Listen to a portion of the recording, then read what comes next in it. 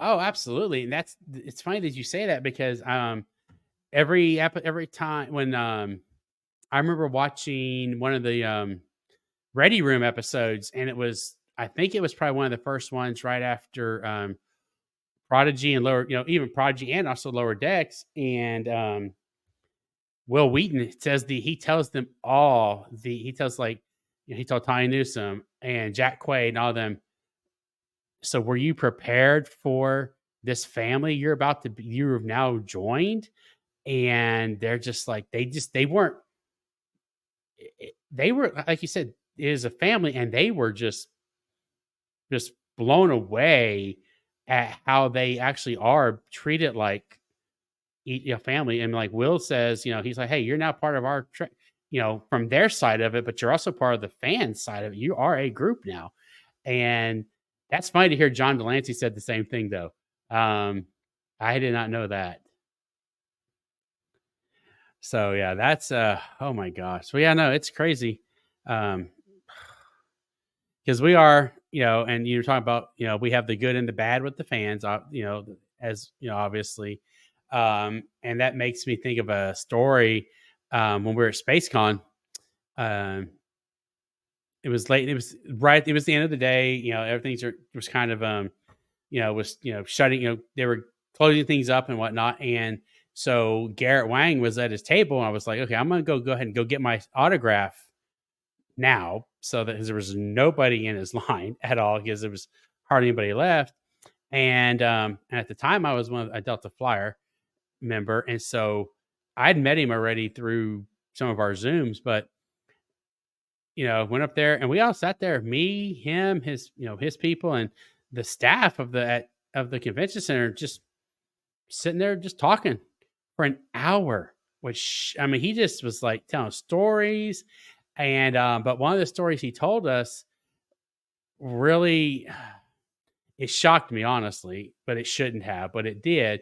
He was telling us about what happened the day after Voyager aired. The pilot aired, and all the phone calls that Paramount got, and where this leads to is what you were saying about we're not all perfect, but still that they had phone calls from people saying, "Awesome, great, it's about time," to they actually had to get extra security to put around the soundstage because they had death threats going on. And I had never heard that, and I was just like, "Really?" That hurt, And I don't know if you'd ever heard that or not about them having threats at the Voyager set. Yeah, what was what was the complaint that they were receiving? Was it about like having like a woman captain? Yep. So No. it like I said, he said, they were told, "Awesome, it's about time. We have fine time you have a woman in the captain's chair," to, "How dare you have a woman in the captain's chair? She should be at home," to, "I'm going to come and blow up the soundstage because you have a woman in the captain's chair." No, I that's mean, nuts. and it's nuts, and it just totally, I was not expecting that. I never would have thought about that at all. But it happened, he said, and so but luckily, I think there's way much more good than there's the bad in our group. So, um, oh my gosh, but yeah, that's what's fun. Um, so I had a question. I know you've been introducing Taylor to all things Star Trek. Howdy, howdy. This is Fatheree of the Tex-Trek YouTube channel and podcast, and right now I am joined by my partner, Taylor. Hi, y'all. My name's Taylor. I have a background in art and art history, and some of the things I really love are costume, set, and character design. Some of the previous shows I've really enjoyed are the Other Star franchise, specifically Rebels and Clone Wars. I also love Treasure Planet, Avatar The Last Airbender, and Arcane, a lot of really cool animated series. But yeah, I'm really grateful to have Steven as my Star Trek guide as he's taking me through Trek. That's right. She has never seen Star Trek before meeting me other than the 3 Kelvin movies, and I have been showing her all of Star Trek, starting with the original series. We did it in production order, the original unaltered effects. Then we did the animated series. We did the first 4 movies, and now we are working our way through the next generation. Yes, it's been super fun. I'm really looking forward to my Star Trek mission with you. So be sure that you're following us because we're going to be posting about it. How's she liking it? I mean, She's having a great time. She likes some shows a little bit more than others. It's funny, we were just talking about Star Trek Picard. So where we're recording this now, we just finished watching Picard season 3. We were able to watch a lot over the holidays, over Christmas and New Year's. We stayed in on New Year's Eve and just watched Star Trek actually. But I mean, I don't like to go out because my dog is so scared of the fireworks. I'm gonna like stay in and comfort him. So I might as well, hell, let's just watch Star Trek on New Year's Eve. But she didn't like Picard as much as some of the other modern shows, but she did agree that like she thought season 3 was the best. There was a lot that she liked in seasons 1 and 2, but her favorite, it kind of surprised me, but Discovery became her favorite of the modern shows. And she's also like, she was a little lukewarm on Lower Decks at first, but then it won her over, especially after the second and third seasons. And I'm excited to start showing her the 4th season. And she's currently really enjoying Strange New Worlds season 2. So she was really looking forward to Strange New Worlds, and I think it lived up to the hype and the anticipation she was kind of building, because Star Trek Discovery season 2 sets it up. You have 3 members of that cast introduced, and we see them right off on the Enterprise and be like, okay, we're going off to our spinoff. Yep. So you're teed up, ready to go. Like Ethan Peck is like so good at Spock immediately in season 1 of Strange New Worlds because he had a whole season of Discovery to figure out the character. That's actually a good point. I wouldn't have thought, but you're right. He had a whole season to get ready for it. And God, yeah, go ahead. Sorry.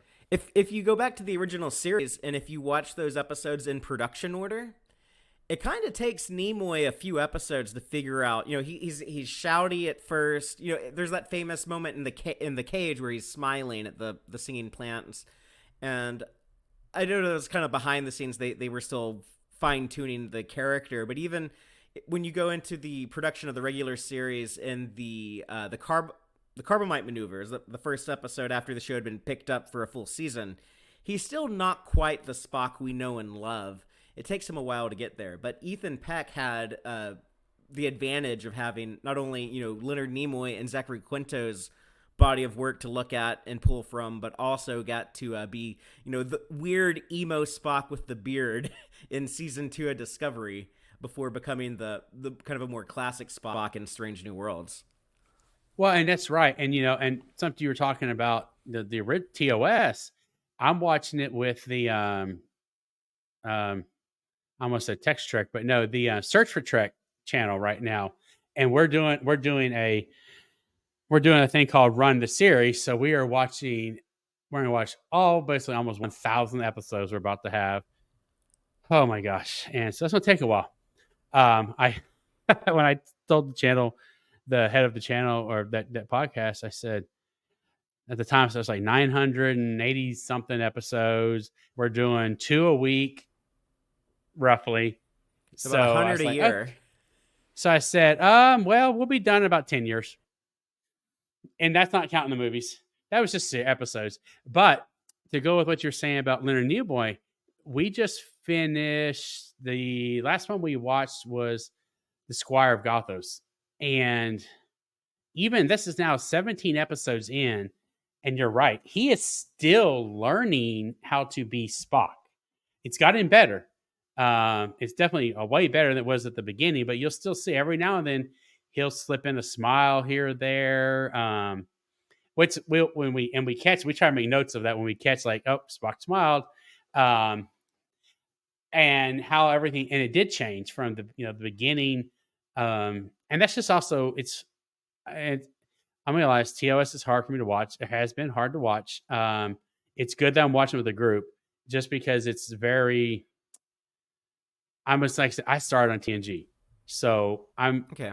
TNG, Star Trek, and all that. So it's the effects. I'm like, I like the special effects. So I've had to make myself just think about, okay, this is the late '60s.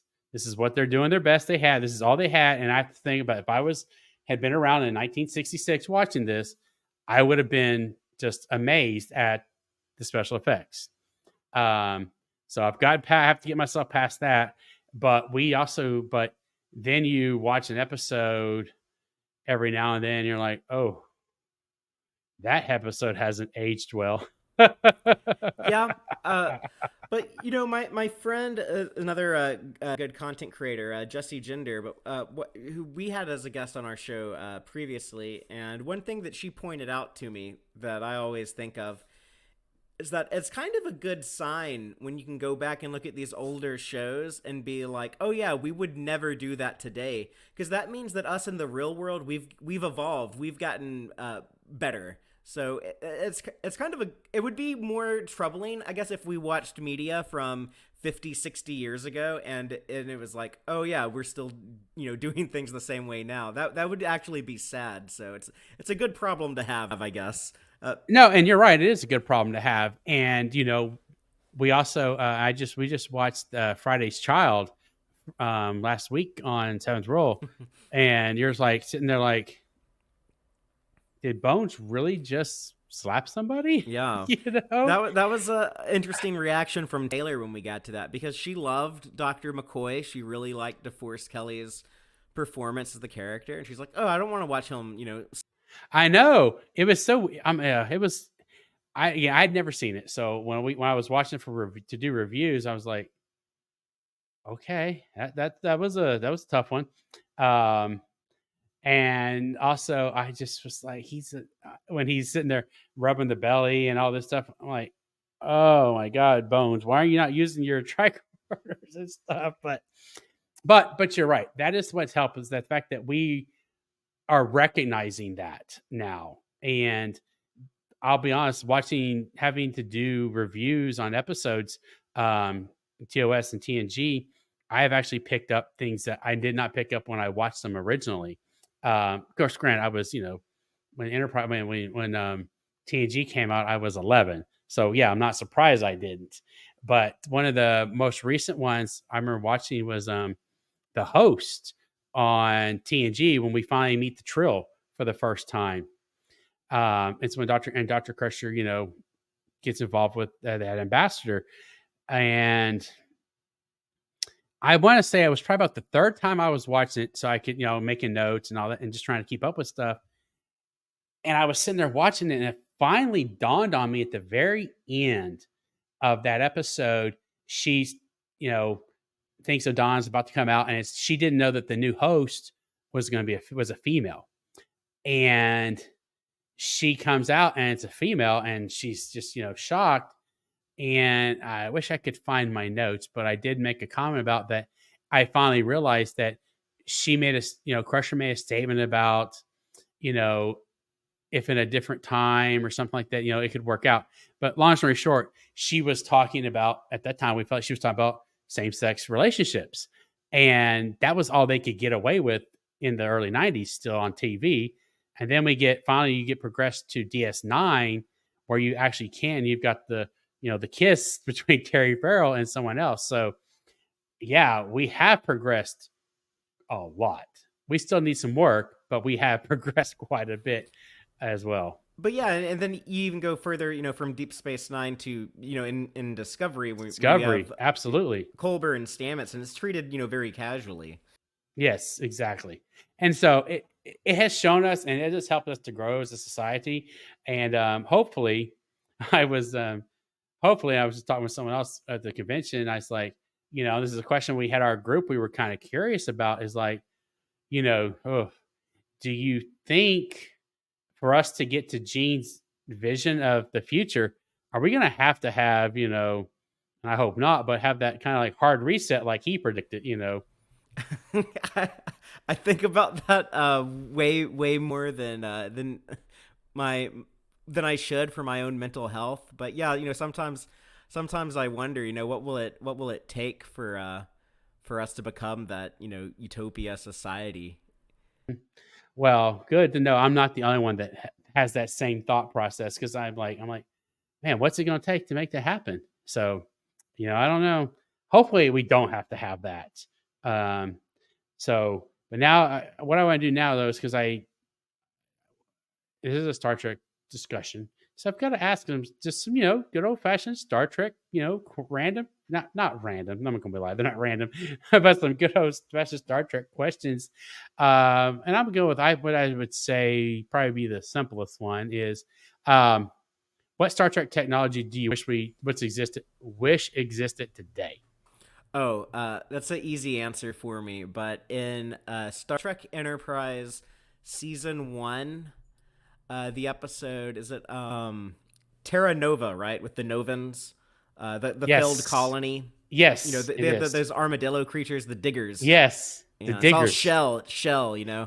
Yes, But when they take the woman on board Enterprise, and Dr. Phlox is like, "Oh, you have lung cancer. No worries. I can just run you through this machine and you're cured." Okay, it's like I want whatever that is, like that instant cure to cancer.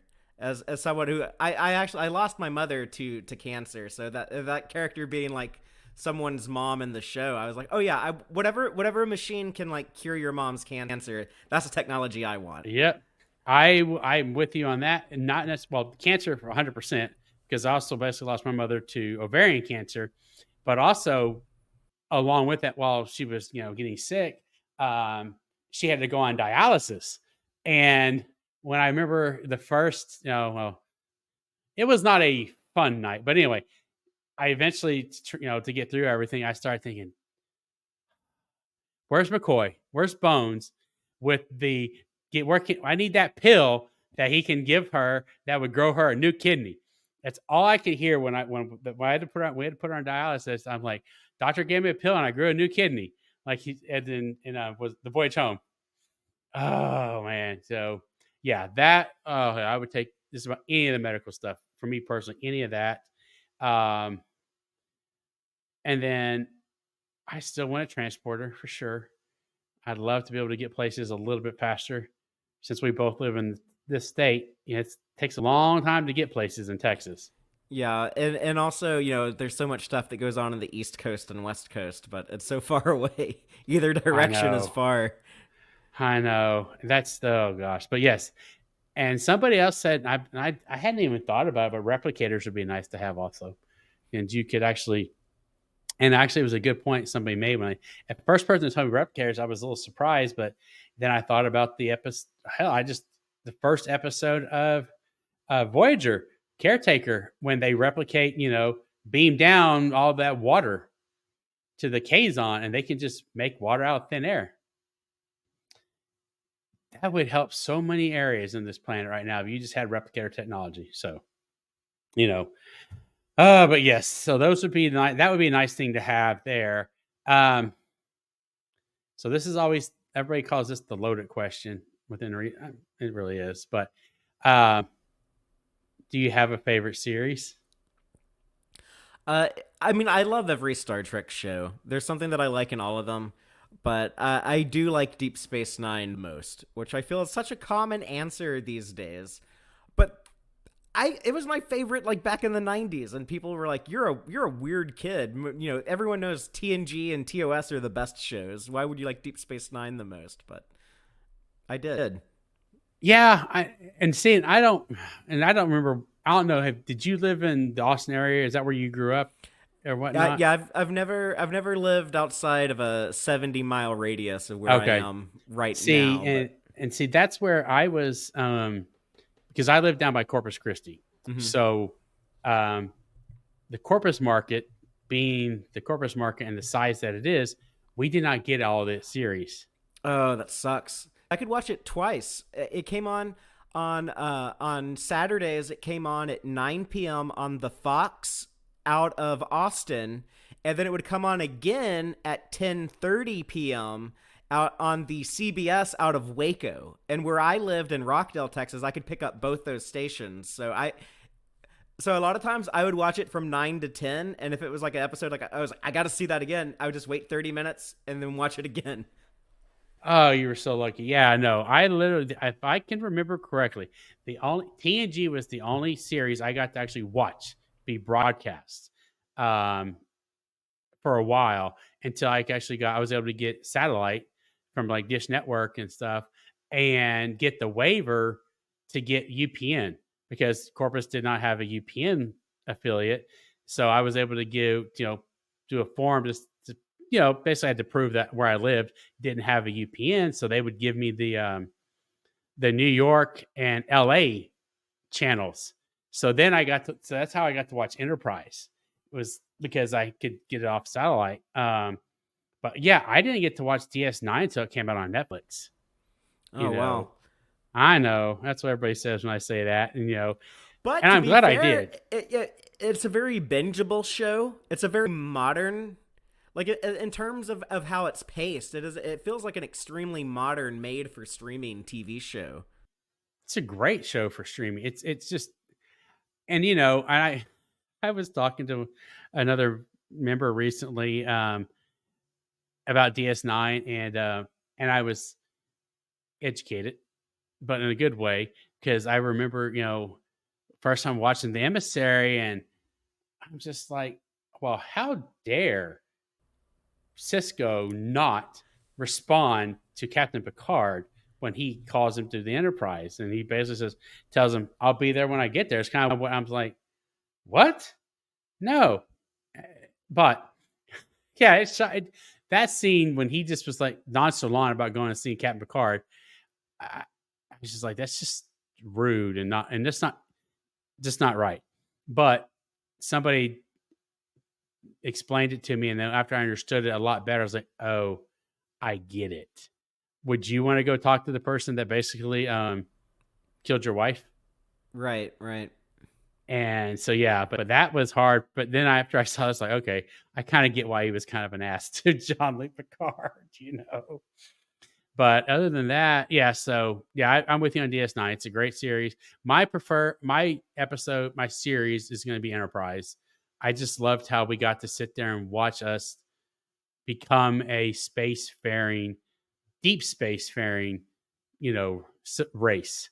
And but also you have to deal with the Vulcans and all that. So it was just cool to watch how we got to set everything up, how they were working on setting everything up for what we know of today as the Federation and Starfleet. And they were robbed not getting their 7 seasons. But It's so sad that show got so great in season 4 when Manny Koto took over the writing, and I feel like if he had been able to do like the full 7 seasons like TNG, DS9, and Voyager all did, it, there would have been such a strong like second half to that series. I think would have been.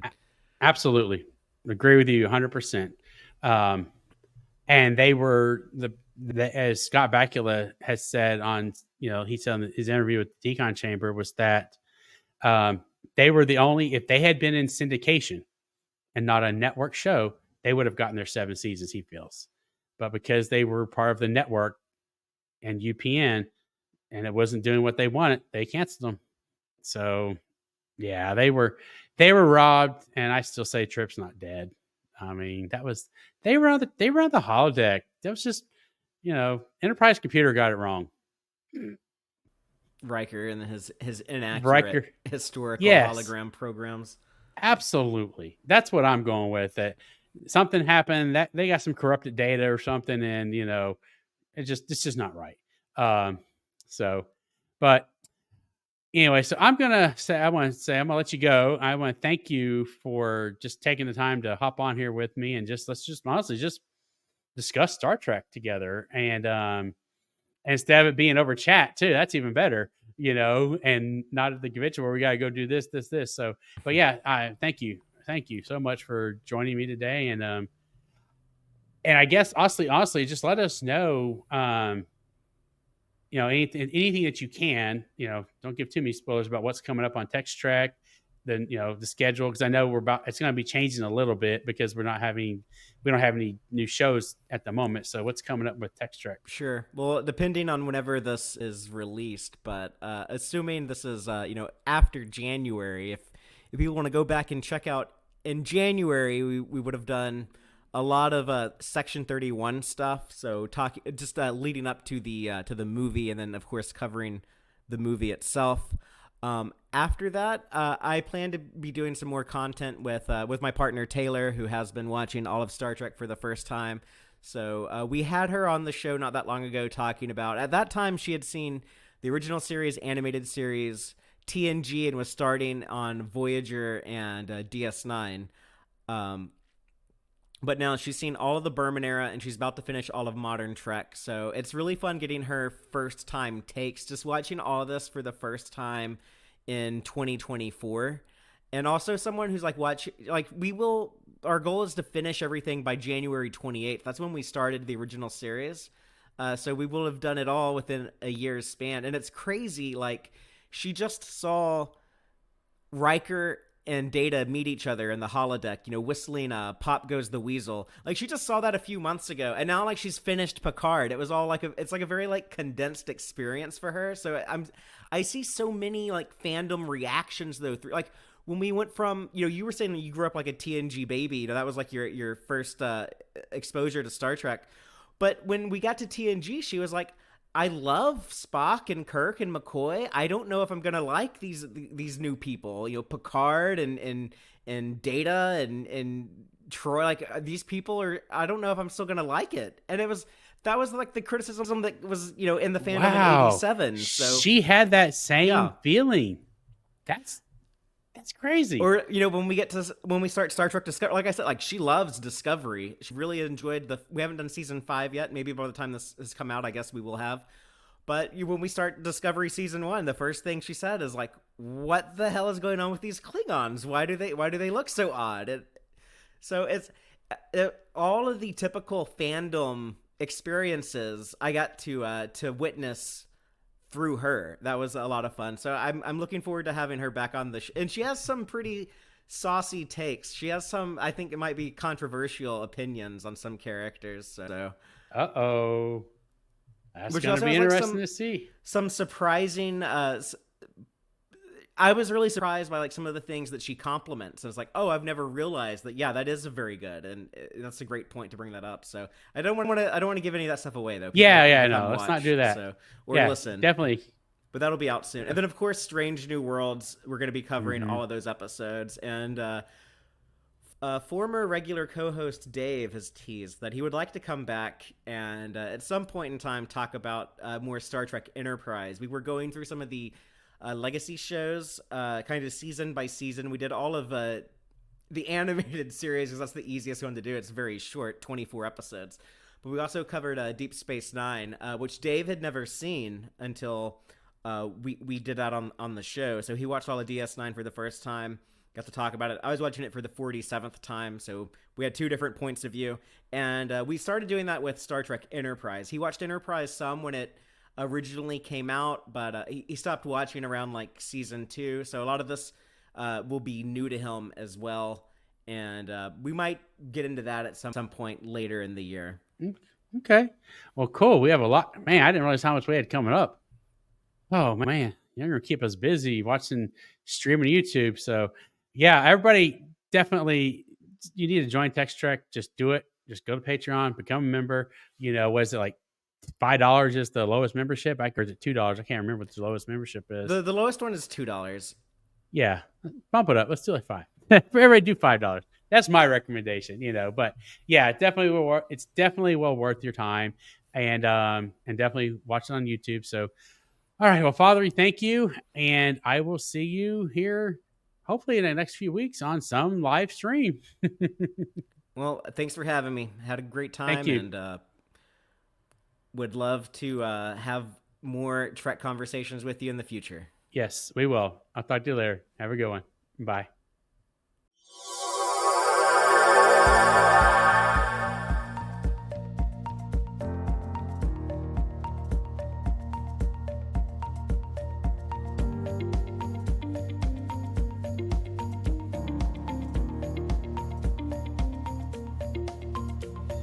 For as little as $5 per month, you can gain early access to the full ad-free versions of all interviews, plus additional exclusive content by joining Patreon. Bye.